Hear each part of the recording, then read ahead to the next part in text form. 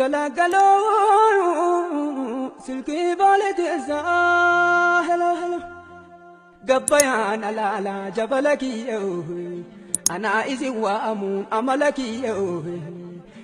aha ukawa amfede en argu kumpasaki yo turin akan turin jazadaki yo wani wa amarato satriti yajadu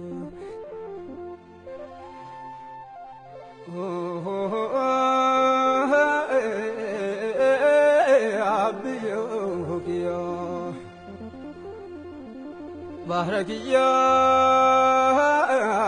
Assalamu alaikum Baharakiya